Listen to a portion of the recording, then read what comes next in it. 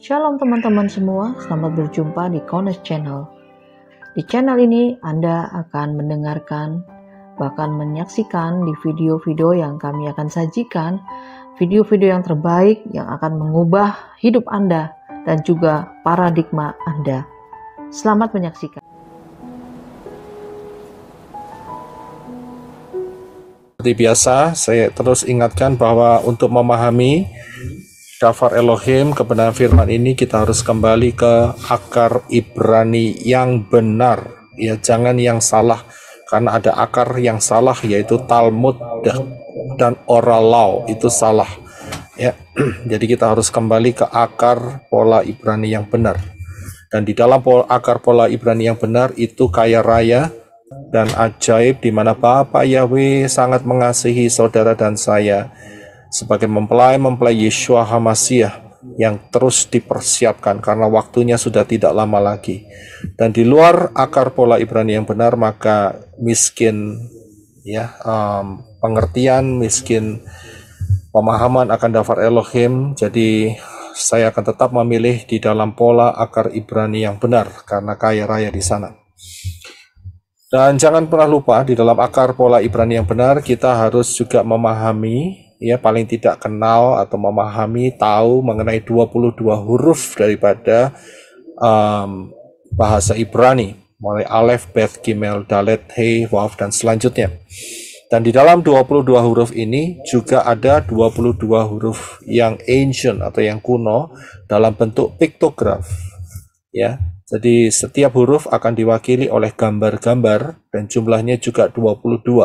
Ini kekayaan yang luar biasa, sehingga di dalam piktograf ini juga Bapa Yahweh berbicara di dalam kehidupan kita semua. Serta tidak lupa bahwa Bapa Yahweh juga menyiapkan dengan sebuah kepastian, yaitu dengan menggunakan angka gematria. Ya, kepastian itu akan berhubungan dengan perhitungan matematikanya Bapa Yahweh. Ya, jadi inilah yang menjadi kepastian yang luar biasa, sangat precise sekali, sehingga disinilah kekayaan akar pola Ibrani yang benar. Dan ini merupakan satu paket. Huruf Ibrani, piktograf, dan angka gematria tidak bisa dipisahkan satu sama lain karena saling menopang, mendukung satu sama lain. Ya, dan juga jangan lupa bahwa prinsip nubuat adalah pola, prophecy is a pattern. Ini kita betul-betul harus paham, karena dengan prinsip ini maka akan banyak sekali rahasia-rahasia Dafar Elohim akan terbuka. Yeshua saja juga menggunakan prinsip ini, ya. Yeshua juga menggunakan prinsip ini. Prophecy is a pattern. Dan kemudian kita juga harus ingat bahwa satuan waktu, pola satuan waktu daripada Bapa Yahweh adalah angka 7, yaitu Zayin. Ya, jadi polanya itu angka 7 untuk masalah soal waktu. Baik, kita akan masuk di dalam pembahasan hari ini. Saya persiapkan hidup saudara untuk bisa menerima Dafar Elohim dengan ketepatan yang luar biasa. Saya akan berikan garis besar terlebih dahulu mengenai kemah suci, karena saya yakin banyak yang belum mempunyai fondasi atau pengenalan akan kemah suci yang Bapa Yahweh perintahkan untuk didirikan saat di dalam perjalanan keluar dari Misraim atau Mesir menuju tanah Kanaan. Dan Moshe diperlihatkan ini di gunung, dan inilah merupakan diagram, ya, replika atau gambaran sederhana, ya, yang ada di Shamayim. Ya, inilah Shamayim. Ya, kita akan lihat bahwa yang di daerah luar, kalau saudara lihat di daerah tempat membawa kambing domba, ya, itu namanya pelataran, ya, itu namanya pelataran atau outer yard, ya. Ya, court yang di luar, ya. Kemudian di tengah-tengah agak ke arah dalam itu ada yang namanya kemah pertemuan. Ya, itulah namanya kemah pertemuan yang ada di Tudungi. Dan kemah pertemuan ini di dalamnya ada 2 bagian. Yang pertama, yang paling muka, paling depan, itu adalah ruang kudus. Dan yang kedua adalah ruang Maha Kudus, ya. Dan inilah ada di kemah pertemuan. Nah, nanti kita akan lihat. Nah, kalau saudara lihat secara bagian dari atas, saudara akan lihat pelataran itu bagian yang luar tadi. Dan begitu masuk dari pintu, maka akan masuk di dalam pelataran. Dan di dalam pelataran ini ada dua benda. Ya, benda yang pertama yaitu mezbah korban bakaran, dan benda yang kedua adalah bejana pembasuhan. Keduanya terbuat dari tembaga, ya.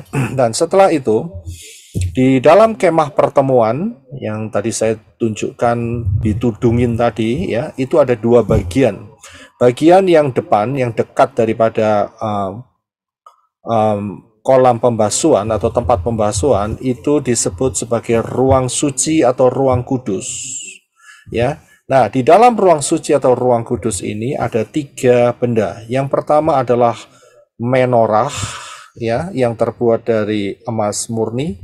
Kemudian kedua adalah meja roti sajian yang terbuat dari kayu yang dilapisi oleh emas. Dan yang ketiga adalah mezbah dupa, terbuat dari kayu juga dan dilapisi oleh emas. Ini adalah tiga benda yang ada di dalam ruang suci atau ruang kudus. Sedangkan yang paling dalam disebut sebagai ruang maha suci atau maha kudus. Dan di dalamnya hanya terdapat satu benda, yaitu tabut perjanjian, Ark of Covenant. Ya, jadi saudara paham. Nah, kita akan melihat mengenai tabir dan tirai. Ya, tabir dan tirai. Nah, kalau saudara lihat, saat di pelataran untuk masuk ke dalam ruang suci, ya, saudara lihat ya, pelataran itu panah paling bawah hitam, dan untuk masuk ke ruang suci, ya, itu ada yang namanya tirai pintu kemah. Ya, pengucapannya adalah mausak. Ya, mausak. Ya, itu adalah pintu tirai, terbuat dari tirai, ya, dan itu merupakan pintu kemah. Jadi masuk merupakan pintu kemah. Nah, kemudian yang lebih dalam lagi ada yang namanya tabir. Nah, pengucapannya adalah poreketh. Ya, poreketh. Poreketh. Nah, ini tabir ini memisahkan antara ruang suci dan ruang maha suci. Saudara perhatikan ya di gambar ya. Jadi kalau tirai itu adalah pintu kemah untuk masuk ke dalam kemah, sedangkan tabir itu adalah seperti tirai juga, ya, tetapi fungsinya untuk memisahkan ruang suci dan ruang maha suci. Ya, jadi saudara paham ya, nggak terlalu susah untuk dimengerti. Nah, saya berikan gambar yang berwarna sehingga saudara mungkin bisa lebih dapat memahami. Nah, kalau saudara lihat panah merah itu, ya, ini adalah pintu kemah. Jadi dari pelataran untuk masuk ke dalam kemah pertemuan, ya, ini ada pintunya, tapi di dalam bentuk tirai. Nah, inilah yang disebut sebagai mausak. Ya, inilah pintu daripada kemah untuk kemah pertemuan, yaitu tirainya, terbuat dari tirai di situ. Ya, dan kemudian yang bagian dalam itu adalah tabir. Nah, ini adalah pemisah antara ruang kudus dan ruang maha kudus. Ya, jadi saudara jelas di ruang kudus ada tiga benda, yaitu menorah, meja roti sajian, dan mezbah dupa. Itu di ruang kudus. Sedangkan di ruang maha kudus ada satu benda, yaitu tabut perjanjian. Dan ini dipisahkan dengan sebuah tabir, paroket, ya, poreket, ya, poreket. Ya, itu pengucapannya, tabir, ya. Jadi kita bisa membedakan. Memang mirip, ya, satu tirai, satu tabir, tetapi di dalam bahasa Ibraninya berbeda. Ya, baik, kita akan lihat lebih dalam. Nah, kalau saudara ingat mengenai tabir ini, ya, tabir ini saat Yeshua mati, maka tabir ini terbelah menjadi dua dari atas ke bawah. Ya, itu tertulis di dalam kitab Matius 27 ayat 51. Silakan Henok untuk bisa dibaca. Terima kasih. Dan lihatlah, tabir di tempat suci terbelah menjadi dua dari atas sampai ke bawah. Iya, terima kasih. Saudara bisa lihat, saat kematian Yeshua, tabir ini terkoyak, saudara. Jadi bukan yang tirai pintu kemah yang terkoyak, bukan. Akan tetapi tabir yang menjadi pembatas antara ruang suci atau ruang kudus dengan ruang maha kudus itu terkoyak. Dan terkoyaknya itu dari atas sampai bawah. Ini memiliki makna yang sangat-sangat dalam sekali. Tapi pelan-pelan kita akan pelajari, karena kemah suci ini kita masih punya perjalanan yang cukup panjang untuk bisa menyelidiki dan menggali dengan luar biasa. Ada banyak sekali yang kita bisa pelajari dan memperkaya hidup kita. Karena inilah pola akar Ibrani yang benar. Ya, jadi saat Yeshua mati, saat Yeshua menyerahkan nyawanya, maka tabir itu, ya, tabir pembatas antara ruang suci dan ruang maha suci ini terkoyak dari atas sampai ke bawah, bukan dari bawah sampai ke atas. Ya, setiap apa yang tertulis dalam kitab suci ini punya makna, saudara. Ya, salah satu misalnya kalau terkoyak dari atas ke bawah itu hanya Elohim yang mampu membuka jalan, ya, yang menyatukan antara ruang kudus dan ruang maha kudus. Hanya karya daripada Bapa Yahweh yang menyobeknya dari atas ke bawah, bukan manusia. Kalau manusia itu dari bawah ke atas, saudara. Ya, itu salah satu maknanya. Tapi lain kali kita akan mempelajarinya lebih dalam lagi mengenai hal ini. Ya, jadi saudara akan paham. Saat saudara membaca Matius ada dikatakan tabir terkoyak, saudara pasti paham. Oh, yang ternyata yang tabir yang terkoyak ini adalah tabir yang membatasi antara ruang kudus dan ruang maha kudus. Ya, jadi saudara paham. Nah, siapa saja yang boleh masuk ke dalam kemah suci ini, ya, atau kemah pertemuan ini? Ya, kita akan melihat yang pertama di pelataran, ya, di pelataran yang boleh masuk ke sana pertama adalah imam besar, itu sudah pasti. Kedua adalah para imam yang sedang bertugas, ya. Kemudian yang ketiga adalah ke-11 suku Israel. Ingat, yang bertugas ini para imam itu dari suku Lewi. Jumlah suku Israel itu 12. Jadi 12 dikurangin 1, ya kan? Jadi 11. Ya, jadi benar ya, paham ya. Jadi jangan sampai berkata, "Loh, Pak, yang masuk kok cuma 11, kok enggak 12?" Nah, ya, saudara lihat di atasnya kan ada imam. Ya, ada priest. Itu dari suku apa? Suku Lewi. Ya, paham. Kemudian yang selanjutnya di ruang kudus yang boleh masuk melewati tempat ini hanya 2, yaitu imam besar, high priest, atau juga para imam yang sedang bertugas. Ya, jadi yang boleh melewati atau masuk di ruangan ini hanya 2. Ke-11 suku Israel tidak diizinkan masuk ke ruang kudus, tidak boleh. Hanya imam besar dan para imam yang sedang bertugas. Ya, jadi saudara paham. Nggak boleh sembarangan masuk. Kemudian di ruang maha kudus, yang boleh masuk hanya imam besar, high priest. Dan masuknya hanya 1 kali dalam 1 tahun. Yaitu pada saat hari raya pendamaian atau Yom Kippur, yang hari Minggu besok sore petang, ya, akan dirayakan hari raya Yom Kippur, pendamaian. Ya, jadi saudara paham ya.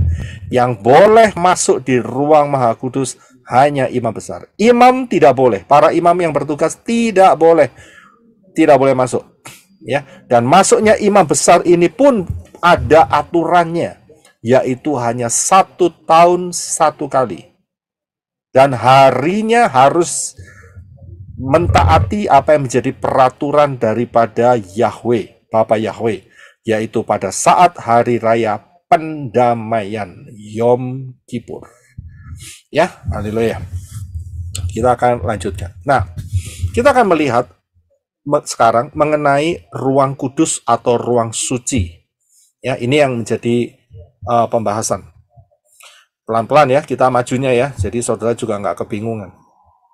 Nah, ruang kudus atau ruang suci ini, ya, ini bercerita mengenai level kedewasaan, ya, dan juga mengenai level ministry atau pelayanan. Ya, jadi ruang kudus atau ruang suci ini di dalam kehidupan kita sekarang, ya, arti atau makna rohaninya adalah level pertumbuhan ke arah kedewasaan, yaitu melayani, di dalam pelayanan. Karena apa? Pelayanan itu tidak diserahkan kepada kanak-kanak, melainkan yang sudah dewasa karena mempunyai tanggung jawab. Kalau kanak-kanak tidak bisa diserahin tanggung jawab. Ya. Jadi saudara coba cek saudara masih dalam level apa? Level kanak-kanak atau level yang sudah bisa diberi tanggung jawab oleh Bapa Yahweh. Ya, nah saudara bisa melihat kalau saudara masih kanak-kanak, saudara tidak akan pernah bisa merasakan keindahan daripada ruang kudus ini. Ya, hanya level yang dewasa yang mau dengan rendah hati melayani Bapa Yahweh, itu saja yang bisa merasakan ya keindahan daripada ruang kudus ini. Karena ingat ya, pelayanan ini berarti punya banyak segmen, punya banyak sisi, ya, dan harus juga mempunyai dasar yaitu pengorbanan. Ya, Yesua mengatakan, aku datang bukan untuk dilayani, akan tetapi aku untuk melayani, bahkan untuk menyerahkan nyawanya. Itu adalah misi ministry daripada Yesua. Ya, saudara paham ya. Jadi pelayanan itu ada pengorbanan. Kalau kanak-kanak ya tidak mau berkorban, lihat aja tipe kanak-kanak pasti maunya ya selfish, ya. Menangnya sendiri, selfish, ya, tidak mau diatur, yaitu tipe kanak-kanak, tidak bisa dikasih kepercayaan. Nah, kita akan masuk lebih dalam. Nah, saya pernah membahas hal ini di Kemah Suci di session yang ke-7, ya, saudara bisa lihat. Nah, kita akan lihat kalau orang bertumbuh itu kepingin seperti bayi yang minum air susu yang murni. 1 Kepa atau 1 Petrus 2 ayat 2. Silakan, Henok.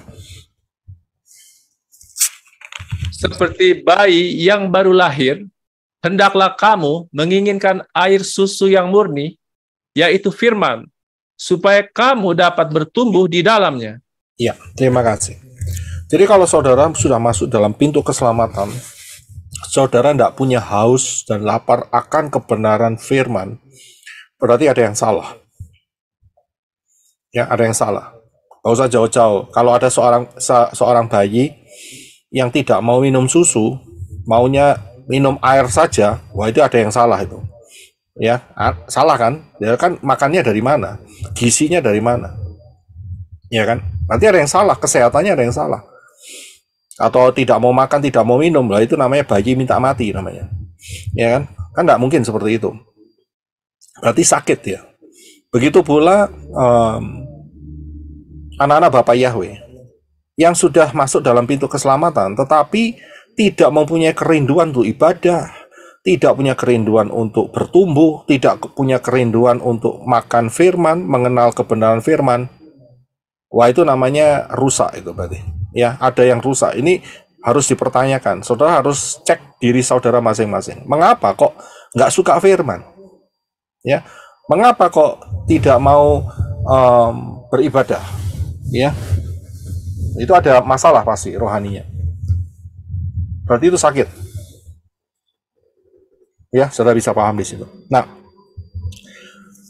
pelataran itu menggambarkan level kanak-kanak rohani yang perlu harus diisi terus dengan kebenaran firman, diperlengkapi, dan setelah itu tidak boleh berhenti di level pelataran.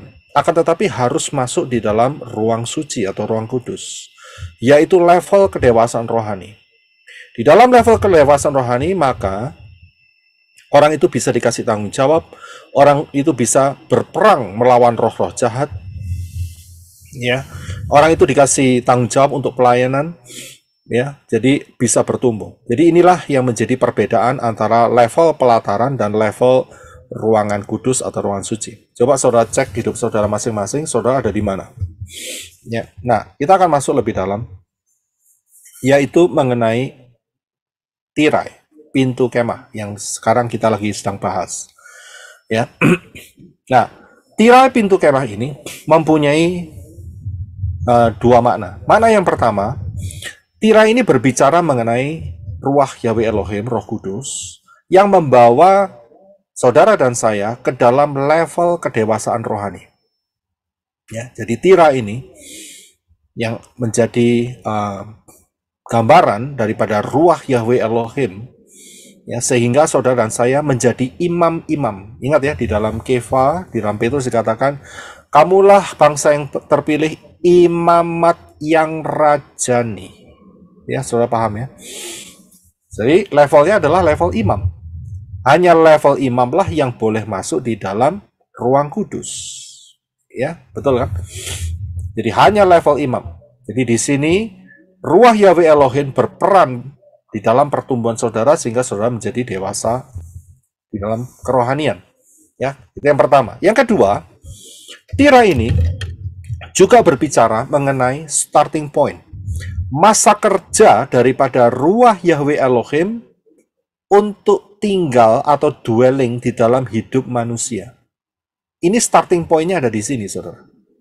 Ya, dan ini merupakan hari Pentakosta atau Shavuot. Karena pada saat hari raya Shavuot, maka ruah Yahweh Elohim dicurahkan bukan untuk sekedar dicurahkan dan pergi, akan tetapi untuk dwelling dan tinggal di dalam kehidupan mempelai Yeshua HaMashiach, anak-anak Bapa Yahweh.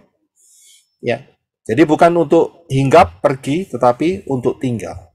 Nah, kita akan melihat rahasia daripada dimensi kemah pertemuan ini. Ya, yang pertama adalah kalau saya lihat dimensinya, ya, dari ruang kudus terlebih dahulu. Ruang kudus ini mempunyai panjang 20 hasta. Lebarnya adalah 10 hasta. Tingginya adalah 10 hasta. Saya bisa lihat ya. Lebarnya dihitung dari mana? Saya lihat yang sebelah kiri ada L 10 hasta. Itu dia lebarnya itu persis sama dengan ruang Maha Kudus.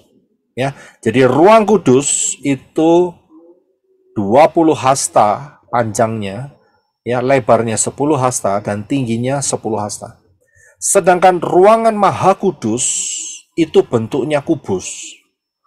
Ya. 10 hasta panjangnya, lebar 10 hasta dan tingginya 10 hasta. Ya, paham ya? Saudara kira-kira bisa ya melihat 3 dimensi gambaran ini. Ya, jadi tidak terlalu sulit. Jadi, ruang Maha Kudus, saya mulai dulu dari ruang kudus, ya, ruang suci atau ruang kudus, itu dimensinya tuh 20 kali 10 kali 10. Kalau di total, itu jumlahnya adalah 2000. Ya, 2000 cubits. Sedangkan di dalam ruang Maha Kudus, ya, angka yang ada di sana adalah 10, 10, dan 10. Ya, sehingga membentuk angka 1000. 10 dikali 10 dikali 10. Sama dengan 1000, ya, dan ini mempunyai makna. Nah, kita akan melihat masa kerja Ruah HaKodesh, Roh Kudus, Ruah Yahweh Elohim untuk tinggal di dalam manusia. Masa kerjanya itu bagaimana? Tapi saudara harus paham terlebih dahulu bahwa sejak kejatuhan Adam dan Hawa, ya, sampai kedatangan Yeshua HaMashiach, Ruah Yahweh Elohim itu hanya hinggap dan pergi. Karena dosa yang seperti tai itu hanya ditutup dengan darah binatang. Dan ini terjadi sampai kedatangan Yeshua HaMashiach yang pertama mati di atas kayu salib. Jadi sebelum kematian Yeshua, itu prinsipnya ruah Yahweh Elohim hanya hinggap dan pergi. Tetapi sesudahnya, apa yang terjadi? Ruah Yahweh Elohim itu tinggal, dwelling di dalam kehidupan dan tubuh daripada anak-anak Bapa Yahweh. Yohanes 14 ayat yang ke-16. Ya, silakan Henok untuk dibaca. Terima kasih. Dan aku akan meminta kepada Bapa, dan Dia akan mengaruniakan kepadamu penghibur yang lain, supaya Dia, yaitu Ruah Yahweh Elohim, tinggal bersama kamu selamanya.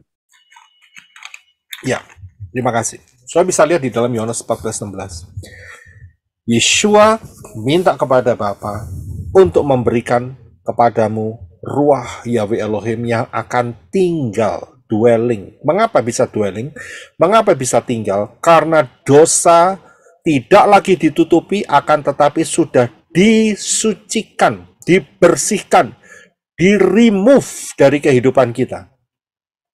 Dosa sudah dihapus. Bahasa Inggrisnya bagus sekali. Dosa itu sudah dibersihkan. Bahasa Inggrisnya pakai kata cleanse. Bukan clean, tapi cleanse. Itu betul-betul detail pembersihannya.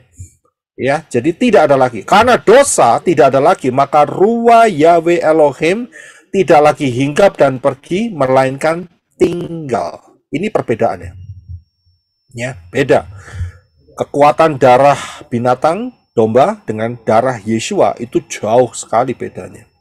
Ya, dan ini peristiwa ini, di mana Ruah Yahweh Elohim yang tinggal di dalam kehidupan saudara dan saya, itu terjadi sampai rapture. Ya, jadi masa kerjanya itu sampai rapture. Ya, kita akan lihat selanjutnya. Pertanyaannya adalah, kapankah masa kerja Ruah Yahweh Elohim ini untuk tinggal dalam hidup manusia dimulai? Kapankah? Saudara mau jawab nggak? Silakan open mic. Sejak hari Pentakosta, Pak. Iya, terima kasih. Jadi jawabannya adalah sejak daripada perayaan Shavuot, Pentakosta. Tapi Shavuot yang mana? Karena Shavuot tiap tahun dirayakan. Karena itu adalah bagian dari 7 hari raya yang ditetapkan oleh Bapa Yahweh. Jadi perayaan yang mana? Di mana Ruah Yahweh Elohim dicurahkan dan tinggal di dalam kehidupan manusia. Ya, karena tiap tahun akan ada perayaan Shavuot. Jawabannya ada di dalam Kisah Para Rasul 1 ayat 1 sampai yang ke-5. Ya, kita akan baca. Terima kasih Henok untuk bisa tolong kita bacain semua. Terima kasih. Hai Theophilus, sesungguhnya aku telah membuat risalah yang pertama mengenai segala sesuatu yang mulai Yeshua kerjakan dan juga ajarkan sampai pada hari Dia terangkat. Setelah memberi petunjuk kepada para rasul yang telah Dia pilih melalui Roh Kudus, yang kepada mereka juga Dia telah menunjukkan dirinya sendiri hingga hidup sesudah Dia menderita, melalui banyak tanda selama 40 hari, seraya menampakkan diri kepada mereka dan mengatakan hal-hal mengenai kerajaan Elohim. Dan ketika berkumpul bersama, Dia memerintahkan kepada mereka agar tidak beranjak dari Yerusalem, tetapi menunggu janji Bapa yang telah kamu dengar daripadaku. Karena sesungguhnya Yohanes telah membaptis dalam air, tetapi kamu akan dibaptis dalam Roh Kudus tidak berapa hari lagi sesudah ini. Ya, terima kasih. Jadi Yeshua setelah kebangkitannya, setelah mati 3 hari ya, mati 3 hari bangkit. Kemudian setelah itu Yeshua ada di tengah-tengah murid-muridnya, ya, untuk memberitakan kerajaan Elohim. Dia ngajar loh, dia masih tetap ngajar. Dan saat itu terjadi selama 40 hari.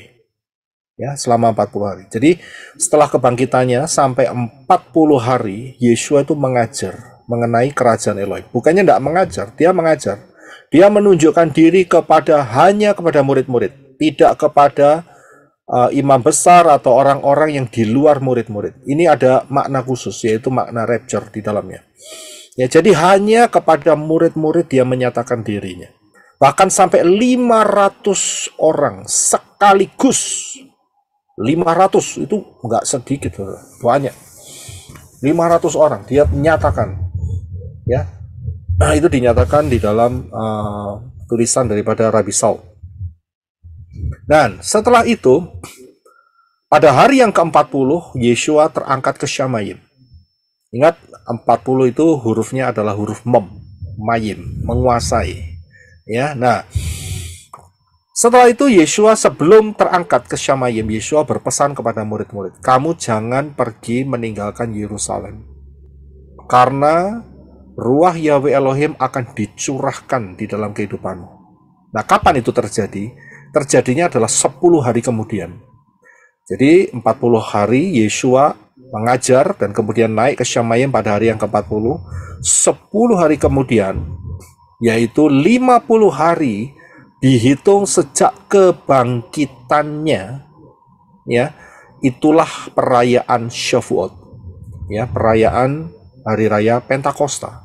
Dan disitulah ruah Yahweh Elohim officially dicurahkan untuk masa kerja, untuk tinggal di dalam orang-orang yang beriman menerima Bapa Yahweh dalam Yeshua. Itu officially. Nah, kalau kita bisa lihat, jadi masa kerja ruah Yahweh Elohim untuk tinggal dalam manusia itu diwakili dengan ruang kudus, yaitu dengan dimensi 20 kali 10 kali 10, yaitu 2000. Nah, kita akan lihat. Saudara lihat, Yeshua mati itu sekitar 30-31 Masehi, ya, itu tahun saat itu, ya, tahun 30-31 Masehi, sekitar begitu. Ya, saya ambil pertengahannya aja, tapi sebetulnya exactly-nya adalah ketepatannya adalah 31 Masehi, ya.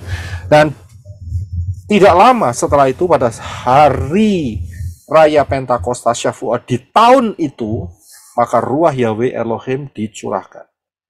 Dan kalau kita lihat tadi, di dalam masa kerja ruah Yahweh Elohim yang diceritakan atau dikisahkan atau digambarkan dengan dimensi ruang kudus, yaitu 20 kali 10 kali 10, maka, ya, masa kerja ruah Yahweh Elohim adalah 2000 tahun. Ya, sejak tahun 30, maka masa kerja ruah Yahweh Elohim adalah 2000 tahun. Tetapi ingat, ya, ada sedikit perkecualian. Perkecualiannya di mana? Perkecualiannya ada di sini. Yeshua mengatakan dalam Matius 24 ayat 22. Dan bila waktunya tidak diperpendek atau dipersingkat, maka semua manusia tidak ada yang selamat. Tetapi karena orang-orang pilihan, waktunya akan diperpendek atau dipersingkat. Kita sudah lihat Pak ayat ini, dan rahasia ini ada di dalam pembahasan materi 1290 hari dan 1335 hari.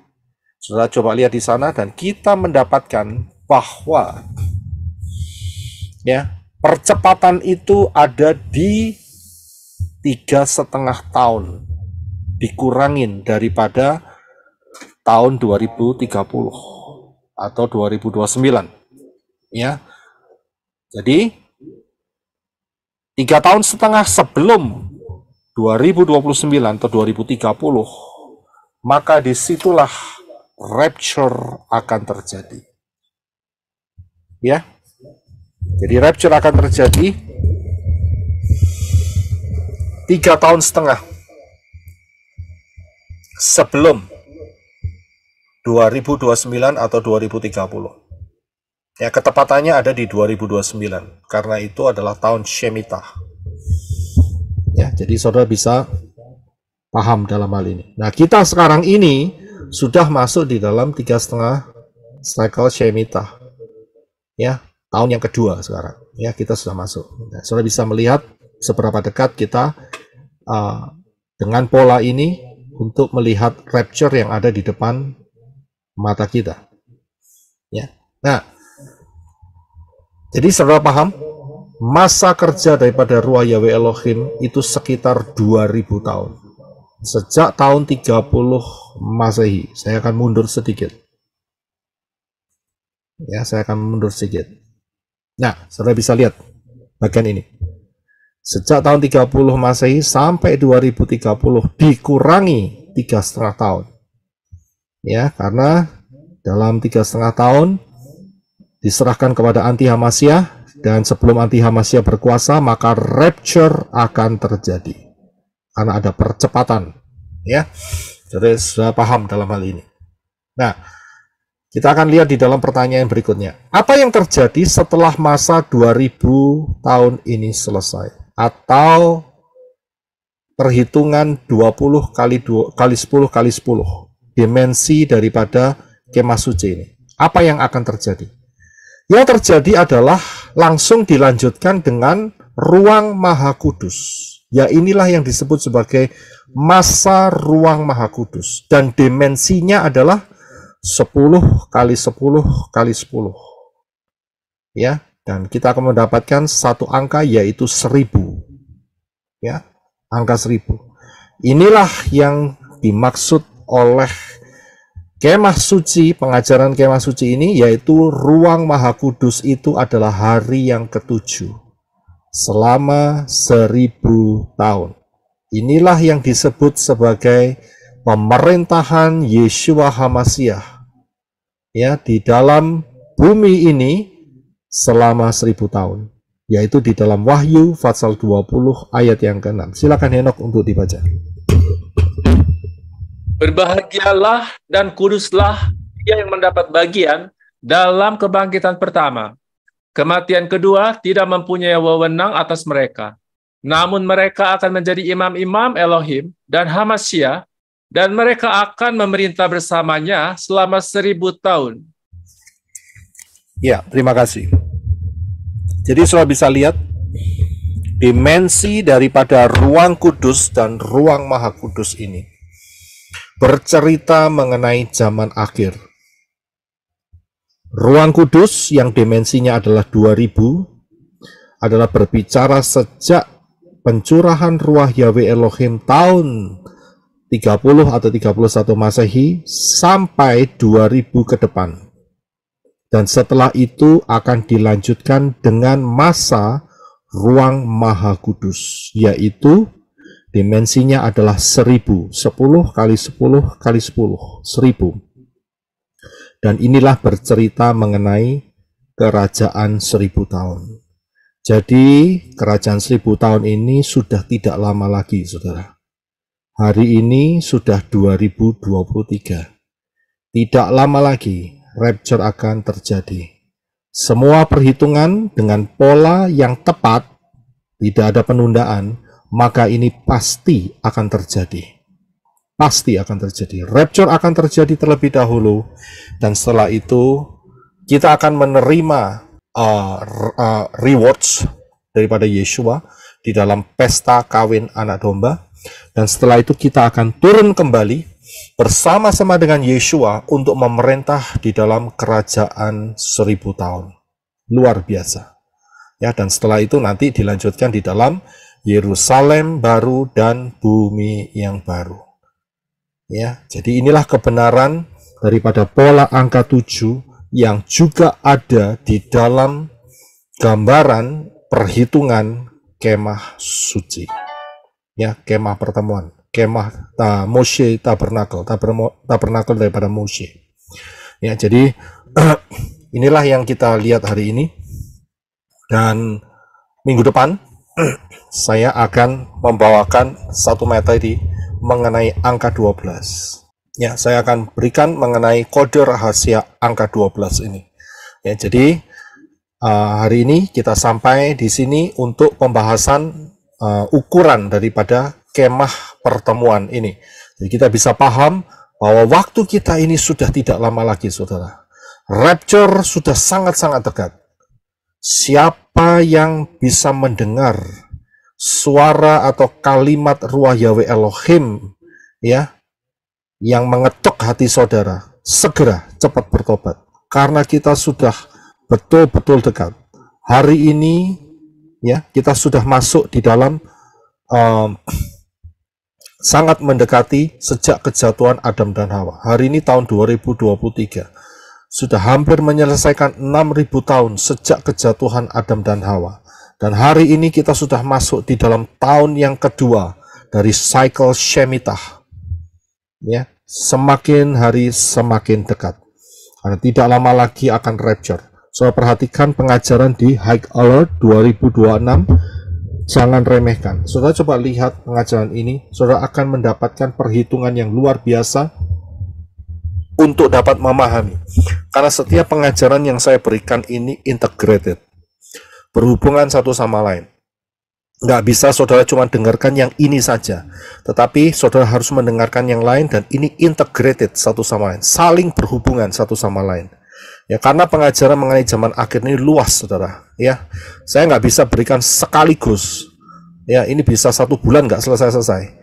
Ya, jadi saya berikan sedikit demi sedikit, tetapi integrated satu sama lain. Jadi saudara harus bisa mau buka hati dan mau belajar. Ingat, kalau saudara mau bertumbuh, saudara pasti harus mau belajar akan Dafar Elohim. Ya, dan juga saudara jangan pernah lupa bahwa kalau waktunya tidak dipersingkat, maka tidak ada yang selamat. Tetapi karena saudara dan saya sebagai orang-orang pilihan, maka waktunya akan dipersingkat oleh Bapak Yahweh. Seberapa singkat? Kembali lagi, saudara buka di dalam pengajaran rahasia 1290 hari dan 1335 hari. Saya tahu pengajaran ini tidak mudah, tetapi kalau saudara bisa mendapatkannya, saudara mendapatkan harta yang luar biasa. Karena itu kalau dengarkan jangan sekali, saudara. Coba kalau tidak ngerti diulangin lagi, tidak ngerti diulangin lagi. Saudara berulang-ulang pasti saudara akan mengerti. Karena Ruah Yahweh Elohim sudah membukakan ini kepada kita semua.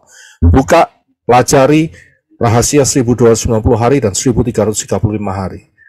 Ya, dengan pola yang ada, maka rapture akan bisa diperkirakan terjadi di akhir daripada 2025 atau awal 2026. Ya, dan siapa yang belum masuk di dalam pintu keselamatan, masuklah melalui pintu yang benar, yaitu Yeshua. Yod Shin Waw Ayin, 4 huruf. Yod Shin Waw Ayin, bukan Yahshua, bukan Yahoshua atau siapapun. Yeshua, Yod Shin Waw Ayin, yang adalah Bapak Yahweh itu sendiri di dalam rupa manusia. Ya, ingat, Yeshua itu dilahirkan dari suku bangsa Yahudi, yaitu dari suku Yehuda. Ya, jadi keselamatan datang dari bangsa Yahudi. Nah, dan ingat, di dalam Yoel 2:32, siapa yang berseru kepada nama Yahweh akan diselamatkan. Ya, siapa yang berseru kepada nama Yahweh akan diselamatkan. Yahweh, Yod-Heh-Waw-Heh, 4 huruf, dan final angka gematrianya adalah 8. Begitu pula dengan Yeshua, final angka gematrianya juga adalah 8. 8 adalah angka kehidupan kekal yang dipagari. Luar biasa. Ya, setelah itu saudara jangan keras hati, masuk dalam baptisan pembaharuan. Ya, di dalam nama yang benar, nama Yahweh, nama Yeshua HaMashiach, dan Ruah Yahweh Elohim.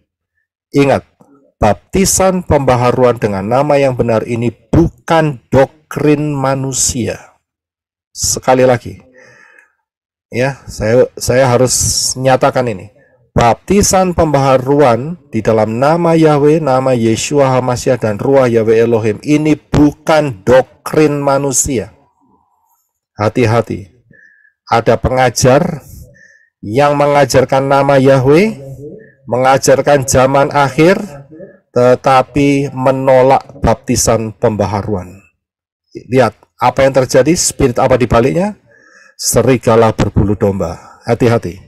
Ya, jangan kena perangkap orang itu. Jangan pernah kena perangkap daripada grup itu. Saudara hati-hati, kalau mau selamat, ya, perhatikan secara detail apa yang menjadi permintaan Bapak Yahweh. Turuti semua, karena itu untuk keuntungan saudara sendiri. Ya, ingat, yang butuh syamayim, yang butuh sorga itu saudara, bukan Bapak Yahweh. Bapak Yahweh tidak butuh sorga, karena dia yang menciptakan sorga. Dia yang menciptakan syamayim. Saudara jangan, ya, bahasa Jermannya itu mokong. Tahu mokong? Ya, jangan mokong-mokong, saudara, ya. Jangan bandel-bandel, ya, seenaknya sendiri. Emangnya itu sorganya nenek moyangmu apa? Ya kan, saudara bikin peraturan sendiri. Kan nggak bisa begitu. Itu kan syamayimnya atau sorganya Bapak Yahweh. Jadi saudara harus ngikuti apa yang menjadi isi hati Bapak Yahweh. Bukan Bapak Yahweh yang saudara setir. Saudara harus mau dikontrol oleh Bapak Yahweh. Ya, itu yang benar, bukan sebaliknya. Tapi manusia itu memang kadang-kadang kurang ajar. Ya, suka ngontrol Tuhan. Tidak boleh seperti itu. Dan setelah itu belajarlah pola akar Ibrani yang benar, yaitu Tanak dan Brit Kadasa. Buang semua perayaan-perayaan Natal, ya, Rabu Abu, Kamis Putih, Jumat Agung, yaitu Paskah Telur, kemudian Imlek dan sebagainya, ya. Terus kemudian tidak tahu perayaan-perayaan, mungkin daerah-daerah saudara ada perayaan-perayaan lain yang menyembah dewa-dewa asing. Tinggalkan semua. Berjalanlah dengan Bapak Yahweh di dalam Yeshua HaMashiach, dan setialah sampai rapture terjadi. Kalau saudara membutuhkan informasi untuk teman-teman yang mempelai Yeshua HaMashiach yang bisa membantu saudara di dalam baptisan pembaharuan, saudara bisa screenshot. Saya berikan nomor telepon WA-nya semua dan kontak personnya dan daerahnya juga. Saudara screenshot, ya, segera hubungi, segera, karena waktunya sudah tidak lama lagi. Ya, jangan sampai saat pintu keselamatan rapture tertutup, saudara tertinggal. Ya kan? Sayang sekali. Padahal saudara sudah rencana untuk baptisan pembaharuan, tapi saudara tunda-tunda terus. Rugi sendiri. Ya, jadi saudara perhatikan, screenshot cepat-cepat. Kalau masih ada kepentingan lain, singkirkan dulu. Ini yang harus didulukan, ya, untuk betul-betul nama saudara ada dicatat di dalam kitab kehidupan, dimeteraikan di dalam meterai baptisan pembaharuan. Maranatha, Bapak Yahweh memberkati. Shalom.